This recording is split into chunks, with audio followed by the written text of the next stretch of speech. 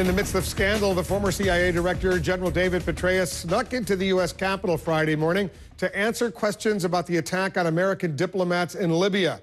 Petraeus managed to avoid reporters and cameras, but he couldn't avoid the awkwardness of the moment when he faced lawmakers. Yeah, there's a certain amount of awkwardness. Yeah, sure. I mean, obviously, because all of us in the room, certainly myself and all of us, have a great regard for him. And we've known him. I've known him for 9 years now. So it's. I actually urged him to run for president a few years ago. So yeah, I've been to dinner with him. I consider him. I know him fairly well. His comments basically were he was very sorry that this incident occurred, and that anything that occurred with respect to his personal situation had nothing to do with the way he handled Benghazi at all. And he also clarified this, because this was out there too, that his resignation was because he didn't want to testify. Clearly that was not the case. That's it. End of story.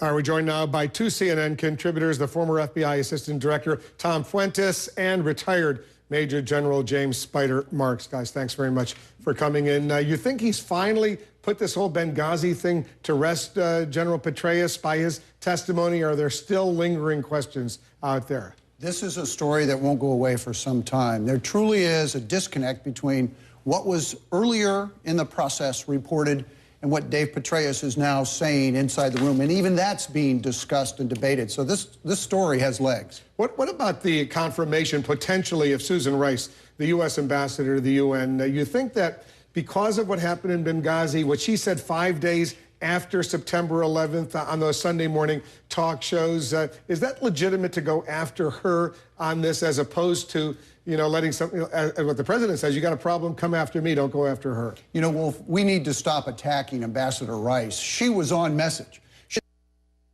She went onto those talk shows. She was not rolling her own intelligence. She had talking points. She stayed on message. It was a consistent message.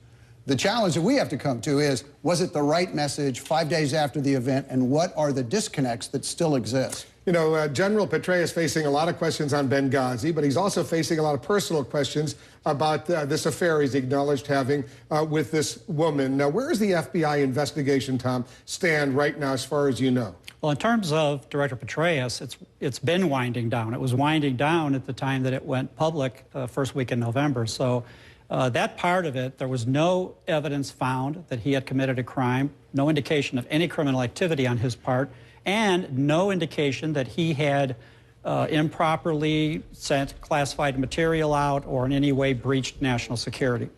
Was it winding down? I mean, if it was winding down, why did this thing explode publicly the way? Do you have a good handle on why? Sex scandal, if you will?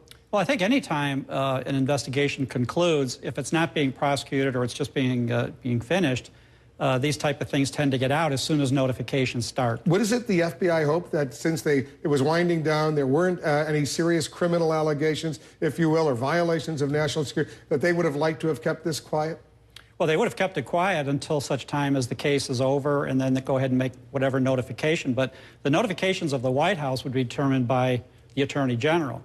And the Attorney General could then say, all right, at this point, make the notifications and have a meeting with the intelligence committees of the Senate and House and inform them that there was no breach. But at the time it's being conducted, until such time as there is a criminal violation established or there is a breach of national security established, there is no notifications that are going to be made, and the FBI has to protect the privacy of individuals who are under investigation. They do not want these cases being public until they're concluded.